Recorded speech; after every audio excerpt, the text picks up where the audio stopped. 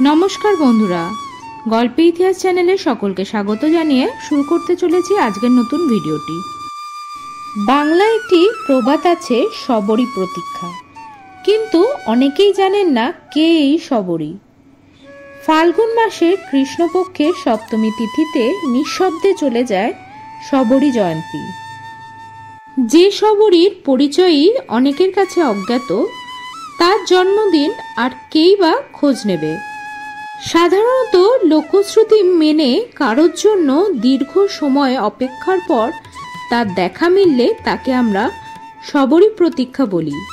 এই শবরীকে নিয়ে রামায়ণে বর্ণিত আছে ভক্ত এবং ভগবানের এক অদ্ভুত কাহিনী।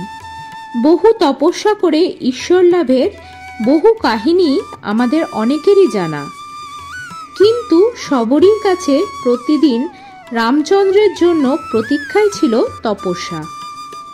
সামাজিকভাবে অস্পৃশ্য ব্যাধের স্ত্রী শবরী মাতঙ্গ মুনির আশ্রমে থাকতেন। মাতঙ্গ মুনিকে মৃত্যুশয্যায় দেখে শঙ্কিত হয়ে পড়েন শবরী, কারণ মুনির মৃত্যুর পরে ওই আশ্রমে সে একা হয়ে যাবে। মাতঙ্গ মুনি তার উদ্বেগ কমিয়ে বলেন, ত্রেতা যুগে শ্রী রামচন্দ্রের আগমন পর্যন্ত তাকে অপেক্ষা করতে হবে এই আশ্রমে। মুনির কথা অনুসারে শবরী প্রতিদিন মাতঙ্গ মুনির আশ্রম ফুলে সাজিয়ে অপেক্ষা করতেন তার পরম অতিথির জন্য। তো দিনের শেষ হয়ে যেত, তবু শ্রীরামচন্দ্র আসতেন না মাতঙ্গ মুনির আশ্রমে।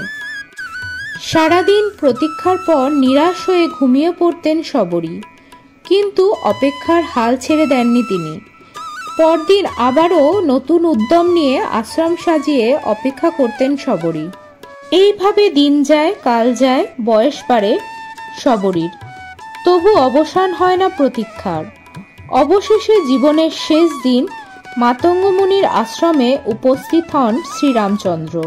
শবরী তাকে দেখে আপ্লুত হয়ে যান। আশ্রমে শ্রীরামচন্দ্রকে আপ্যায়নের জন্যে ব্যবস্থা করেন শবরী। ফল হিসাবে জাম খেতে দেন শ্রীরামচন্দ্রকে, কিন্তু জাম দেওয়ার সময় শবরীর মনে হয় ফলগুলো টক হতে পারে, তাই প্রতিটি ফল শবরী নিজে আগে চেখে তবেই শ্রীরামচন্দ্রকে খেতে দেন। এদিকে প্রতিটি ফল চেখে দেখার কারণে উচ্ছিষ্ট হয়ে যায়, কিন্তু ভক্তের এত সেবা দেখে শ্রীরামচন্দ্র উচ্ছিষ্টই গ্রহণ করেন। এরপর প্রভু কৃপায় মুক্তি লাভ করেন শবরী দেহত্যাগ করে। বর্তমানে এই স্থানে দক্ষিণ ভারতের প্রসিদ্ধ শবরীমালা মন্দির অবস্থিত।